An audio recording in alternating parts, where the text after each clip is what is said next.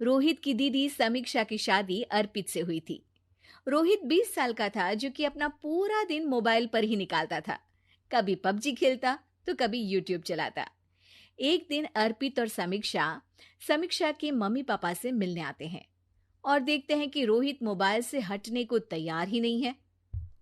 अरे रोहित, तुम्हारी तो आईआईटी की परीक्षा है ना? तुम तैयारी नहीं कर रहे हो परीक्षा की? वो सब तो मोबाइल पर ही हो जाएगा। ये देखिए, ये है गूगल।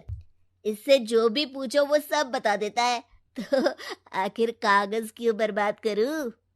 अरे पर तुम इन प्रश्नों की तैयारी बिना लिखोगे कैसे? उसमें क्या है, ये देखिए नोटपैड, बिल्कुल कॉपी जैसा है, इसी पर कर लूंगा। हम जब तुम्हारी उम्र के थे तब हम दोस्त मिलकर प्रश्न हल किया करते थे। उससे हमारी हैंडराइटिंग की भी प्रैक्टिस हो जाती थी और समय का भी अंदाजा लग जाता था। और फिर साथ में हम एक दूसरे की मदद भी कर देते थे अगर कोई अटक जाए तो। आपका जमाना अलग था जीजा जी। अभी जमाना फास्ट और स्मार्ट हो गया है। जमाना क्या, अब तो फोन भी स्मार्ट हो गया है। समय के साथ बदलना पड़ता है जीजा जी। अब बस भी कीजिए आप, हर चीज को लेक्चर में बदल देते हैं। रोहित अच्छा कर लेता है परीक्षा में। इतने में अर्पित के सास ससुर जी आ जाते हैं हॉल में, और अर्पित इस बारे में बात नहीं करता। हालांकि अर्पित को लगता तो है कि पूरी तरह मोबाइल पर लगे रहना सही नहीं है, पर वो इस बात को और नहीं छेड़ता।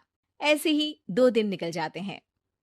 समीक्षा, मुझे काम से फोन आया था, मुझे वापस काम पर लौटना पड़ेगा। पर हमें आए हुए तो 2 ही दिन हुए हैं। अभी चले गए तो माँ और पापा को अच्छा नहीं लगेगा ना। अच्छा ठीक है, तुम रुक जाओ, मैं काम खत्म करके फिर लौट आऊंगा। एक काम कीजिए ना, परसों रोहित भी परीक्षा के लिए निकलेगा, आप उसी के साथ निकल जाना। दोनों वैसे भी बात नहीं करते, साथ में जाएंगे तो हो सकता है आप लोग आपस में बातचीत भी करने लग जाओ। आह, ठीक है, मैं काम को 2 दिन टाल सकता हूँ।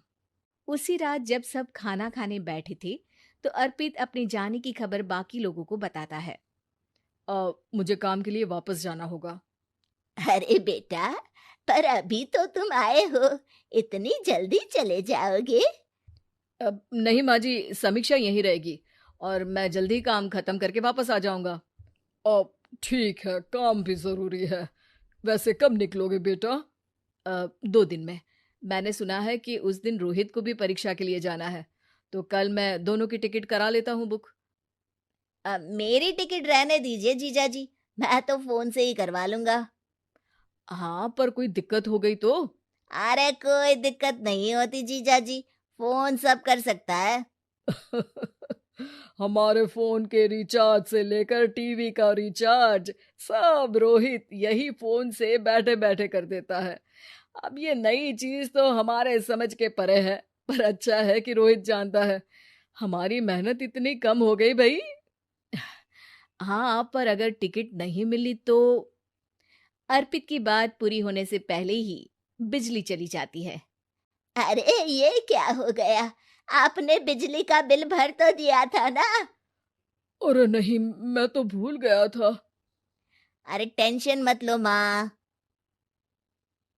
देखा जीजा जी, आप बिजली का बिल भी भर सकते हो, समय बदल गया है। एक बार फिर अर्पित इस बात पर बहस नहीं करता। अगले दिन जाकर अपनी टिकट करवाता है और पैकिंग कर रहा होता है, जब शाम को अचानक से रोहित के चिल्लाने की आवाज आती है। नहीं, प्लीज प्लीज हो जा, ऐसा मत कर यार, प्लीज हो जा। अरे क्या हो गया रोहित? दीदी, सर्वर हैंग हो गया, मेरी टिकट नहीं हो पाई दीदी। क्या मतलब टिकट नहीं हो पाई? इतने में वहां रोहित के मम्मी और पापा भी आ जाते हैं। अरे क्या हो गया? माँ, मेरा टिकट नहीं हो पाया, सर्वर डाउन हो गया। अरे पर तूने तो बोला था कि हो जाएगा। हो जाता है, पर अब क्या करूं, ये क्या हो गया? अब कल की तो कोई बस भी नहीं है, ना ही अब टिकट मिलेगी ट्रेन की कल के लिए। मुझे तो कोई रास्ता नहीं दिख रहा। अब फिर लगता है मेरा ये साल बर्बाद हो जाएगा। घर पर एकदम से दुख का माहौल छा जाता है और सब रोहित को डांटते हैं, पर इतने में अर्पित वहां आ जाता है। आप सब रोहित को क्यों डांट रहे हैं? आपने ही तो उसे बढ़ावा दिया था ना। लेकिन इसकी लापरवाही के कारण इसकी परीक्षा छूट जाएगी। इसने तो हमसे कहा था कि टिकट हो जाएंगे। हे भगवान, अब क्या होगा? चिंता करने की कोई बात नहीं है। मैंने एक एक्स्ट्रा टिकट करवा ली थी। मैं समझता हूँ कि मोबाइल हमारा ही काम आसान करने के लिए है, पर उस पर ही पूरी तरह से निर्भर होना तो गलत बात है ना। रोहित टिकट को देखकर बहुत खुश हो जाता है और जोर से जाकर अपने जीजाजी के गले लग जाता है। सॉरी जीजाजी, मुझे आपकी बात ध्यान से सुननी चाहिए थी, पर थैंक यू सो मच। हाँ बेटा, तुमने तो इसका भविष्य बचा लिया। शिक्षा